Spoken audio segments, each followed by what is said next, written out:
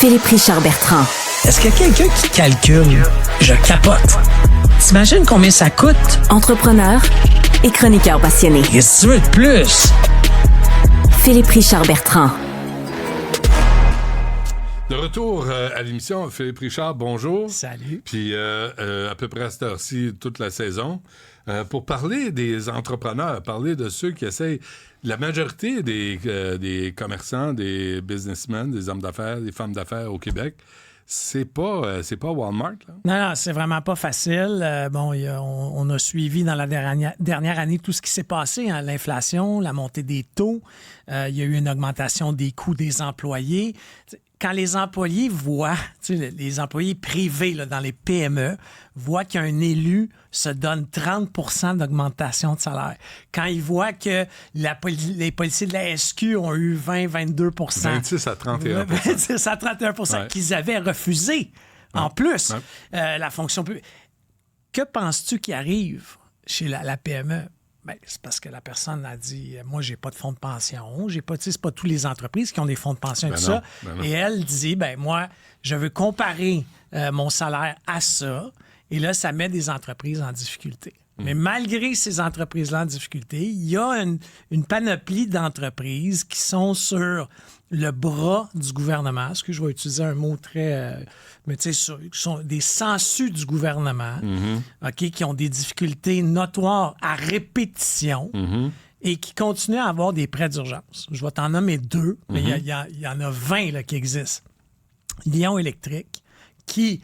Tu sais, bon, on en a entendu parler. Tu t'acharnes sur cette compagnie-là. Non, mais c'est parce que... Je fais des autobus électriques, autobus scolaires. Je suis pas d'accord, mais autobus scolaire, il y a une poursuite aux États-Unis, OK? Il y a des actionnaires de l'entreprise qui prétend que l'entreprise a menti, OK, de façon éhontée à son arrivée en bourse. Il y a une grosse poursuite, là, ce qu'on appelle en anglais un class action. Après ça, tu as la commission scolaire, une commission scolaire... qui est pas comme au Québec avec des petites commissions scolaires. Donc, dans un État, il y a une commission scolaire qui recommande de ne pas acheter les autobus de Lion Électrique. Après ça, tu as des clients du Québec parce qu'ils sont pas fiables. Elle freine pas. Elle freine pas, c'est assez grave, là. La batterie tient pas. Mon prof de mécanique en 1978 m'avait dit si un char part pas, là, c'est pas grave. Mais s'il freine pas, là, t'es dans le trou. Après ça, la batterie ne tient pas. Et c'est un État américain qui est proche du Québec, donc il a les mêmes conditions à peu près que nous. Ouais. La batterie ne tient pas. Là, tu restes en panne. La batterie tient pas. La batterie ne tient pas ce qu'elle promettait qu'elle avait, l'autonomie. Ouais. Plein de choses comme ça.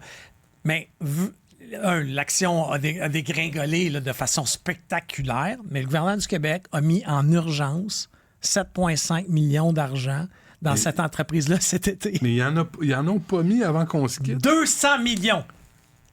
Toutes réparties. Mais là, il y avait de la misère à faire leur paye. OK? Puis tu comprends que les patrons, en 2023, se sont donné des bonus là, hallucinants.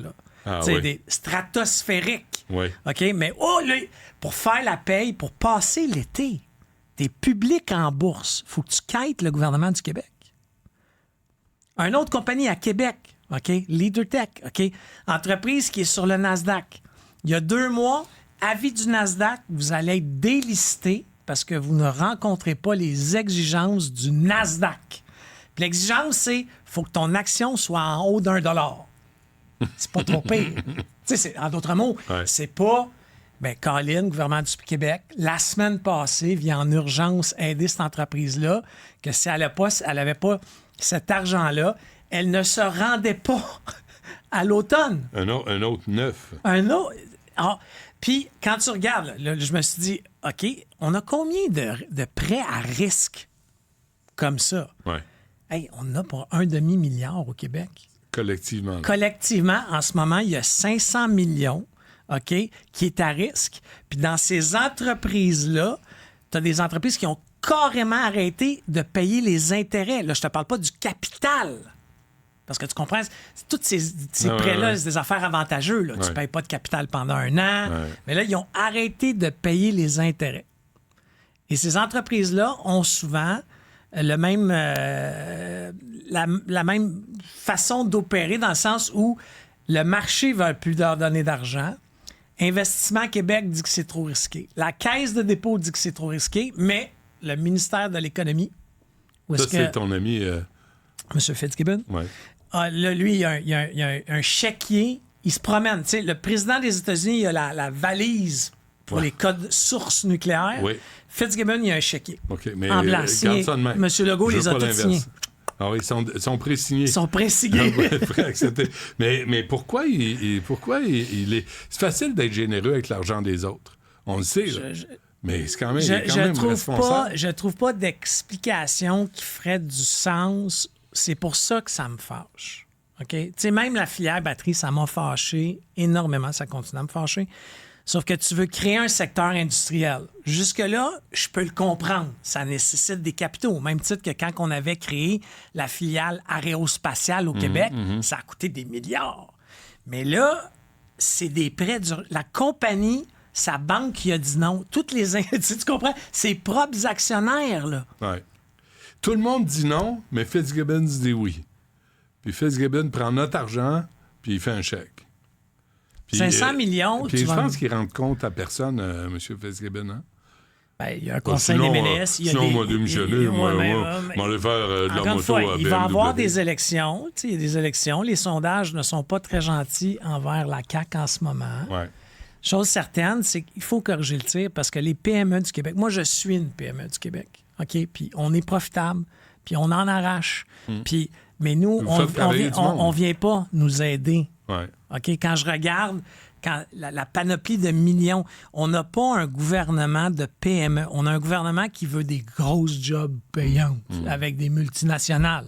Mais toutes ces multinationales-là viennent nous sucer, excusez l'expression, d'argent qui aurait pu être aider une PME. Tu sais, il y a une panoplie de PME. Puis là, je ne te parle pas de PME moribondes, là. Des PME en santé financière qui ont un projet sur une tablette d'expansion, de s'acheter une technologie, mais eux, ils n'ont pas accès à M. Fitzgibbon. Ah, eux, comme moi, je dois remplir 482 formulaires. OK? La dernière demande de subvention que j'ai faite, c'était 24 000. Là, Benoît, je vais t'amener la pile de papier qu'ils m'ont demandé. Là. À un moment donné, là, j'ai dit, c'est assez. Là. Mais organise un party de chasse à la place. C'est bien plus simple. Ah, oui. Rapidement, il faut qu'on se quitte, là. CDPQ. Oui, CDPQ. Regarde, Michel Girard écrit un excellent papier. CDPQ, là, la Caisse de dépôt, elle est moins performante que la plupart des fonds d'investissement. OK? Et même moins performante que le fonds interne chez Hydro-Québec. Là.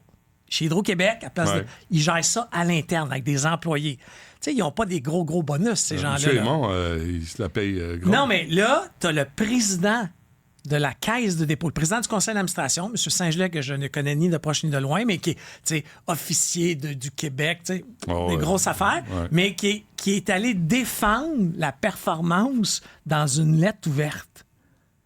Ça, c'est la première fois que je vois ça, là, qu'un journaliste réussisse à faire que le président de la Caisse de dépôt réagisse à son papier pour dire « Non, tu prends pas les bons chiffres. » Non, regarde, c'est super simple. Tu as fait combien, là?